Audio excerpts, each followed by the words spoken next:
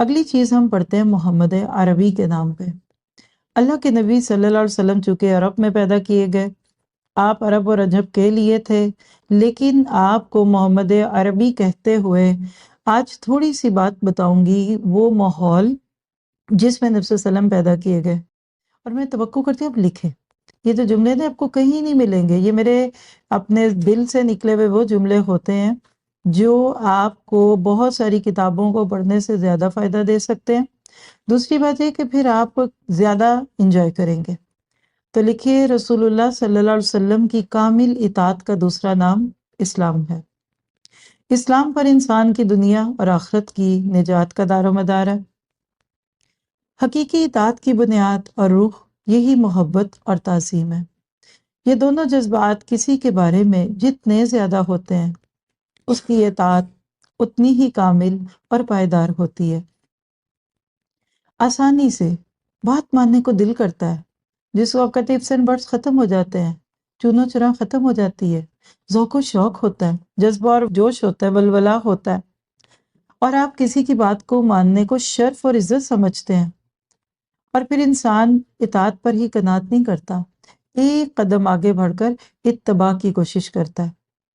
میں ان ساری باتوں کو آپ کے اور آپ کے بچوں کے ریلیشن پہ بھی، اور اگر آپ کہیں ٹیچر ہیں تو اسٹوڈنٹ ٹیچر ریلیشن شپ میں بھی کہہ دوں کہ آپ اپنے بچوں کے بارے میں کیا چاہتے ہیں کہ وہ آپ کی بات خوشی سے مانیں، جو کچھ کریں، یا ٹیچرز اپنے شاگردوں سے یا ٹیچر اسٹوڈنٹ سے کیا چاہتے ہیں، اس کے یہ سٹیپس ہیں۔ اگر آپ کے دل میں اپنے ماں باپ کی محبت آ جاتی ہے، ان کی عزت آ جاتی ہے، تو پھر یہ سارے معاملے آسان ہیں۔ جو شاگرد اپنے استاد کی عزت کرتے ہیں نا، پھر اس سے سنی ہوئی بات کی بھی عزت کرتے ہیں۔ نبی صلی اللہ علیہ وسلم ایک استاد کامل تھے، ایک لیڈر تھے، باپوں سے زیادہ محبت کرنے والے تھے۔ تو جب ایک بندہ اللہ کے نبی صلی اللہ علیہ وسلم کی محبت میں چور ہو جاتا ہے نا، تو پھر اس کے بعد اس کی زندگی میں یہ ختم ہو جاتا ہے کہ ہائے یہ سنت ہے، کیسے کروں، لوگ کیا کہیں گے۔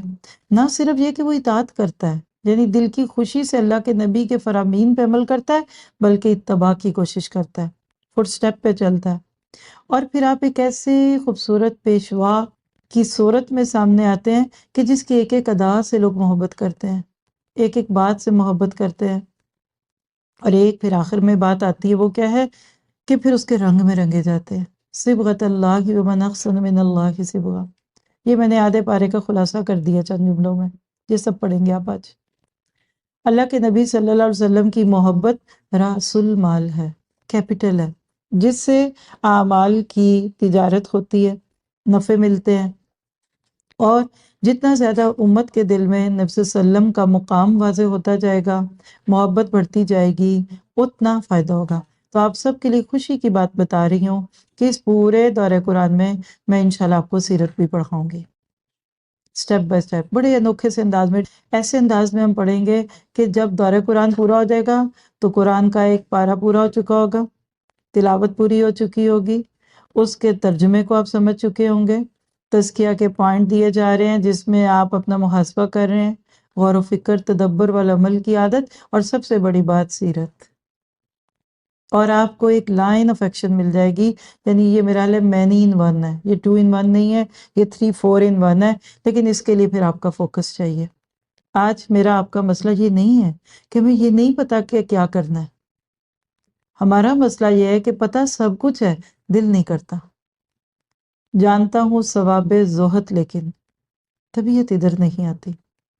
آپ اپنے ملکوں کو دیکھ لیجئے، 99% مسلم آبادی، مسجدوں میں نماز پڑھنے والے کتنے ہیں؟ کس کو نہیں پتا اسلام میں نماز کا کیا مقام ہے؟ کس بہو بیٹی کو نہیں پتا کہ عورت کے لباس حجاب کے کیا تقاضے ہیں؟ لیکن پھر بھی ماننا مشکل ہے۔ کس کو نہیں پتا کہ اللہ کا ڈر سب سے بڑا ڈر ہے، پھر بھی لوگوں کا ڈر کتنا ہے؟ تو لہٰذا میں پوری کوشش کروں گی کہ اس پارے کے دوران جو آپ کو سیرت سے گزاروں نبی کی زندگی کے، اس سے آپ کے دل میں نبی صلی اللہ علیہ وسلم کی عظمت اور آپ کی برتری آ جائے، اور آپ کو محبت ملے۔ پچھلے سیشن میں ہم نے حضرت علی رضی اللہ تعالیٰ عنہ کے الفاظ سنے تھے کہ آپ نے نبی صلی اللہ علیہ وسلم کے بارے میں کیا کہا، جو شروع سے لے کے آخر تک آپ کے ساتھ رہے۔ جب وہ آپ کے بارے میں یہ گواہی دے سکتے ہیں تو آپ اور میں جب اپنے پیارے نبی کے بارے میں جان لیں گے تو ہم کیسے گواہی نہیں دیں گے۔ دوسری بات یاد رکھیے گا کہ نبی صلی اللہ علیہ وسلم سے محبت اور آپ کی اتباع یہاں نہیں رکتی، بلکہ پھر اس سے اللہ کی خوشنودی شروع ہوتی ہے، من یطیع رسول فقد اطاع اللہ، تو پھر آپ کی یہ بات اللہ سے محبت تک جاتی ہے، تو پھر اللہ اور رسول سب سے پیارا ہو جائے گا۔ ایمان کی تکمیل ہی یہ ہے، اللہ سب سے پیارا، اللہ سب سے اوپر، اور رسول انسانوں میں سب سے اوپر ہو جائے۔ پھر اس کے بعد آپ کی سیرت اور کردار ابھرتی ہے، اس کا مصفوع عالم میں دیکھا کریں گے تو کیا پتہ چلا کہ نبی صلی اللہ علیہ وسلم کو صحیح معنوں میں سمجھیے۔ آج ہمارے ذہنوں میں ایک بڑے مذہبی لیڈر کے طور پہ تو آپ کا نام ہے، آپ کا مقام ہے، عزت بھی ہے، محبت بھی ہے، یعنی نبی صلی اللہ علیہ وسلم کے ساتھ رسپیکٹ کا میٹر ہے۔ امت مسلمہ کا ہر فرد نبی صلی اللہ علیہ وسلم سے محبت کرتا ہے، دعویٰ کرے کوئی دلیل دے نہ دے، محبت کرتا ہے۔ بلکہ اگر نشے میں بھی کوئی ہوگا تو اس سے بھی پوچھیں کہ ڈو یو لو محمد صلی اللہ علیہ وسلم، تو وہ کہے گا یس۔ لیکن پھر شراب کیوں نہیں چھوٹتی، پھر سود کیوں نہیں چھوٹتا؟ اس کی وجہ کیا ہے کہ ہم نبی صلی اللہ علیہ وسلم کے مقام کو نہیں سمجھتے۔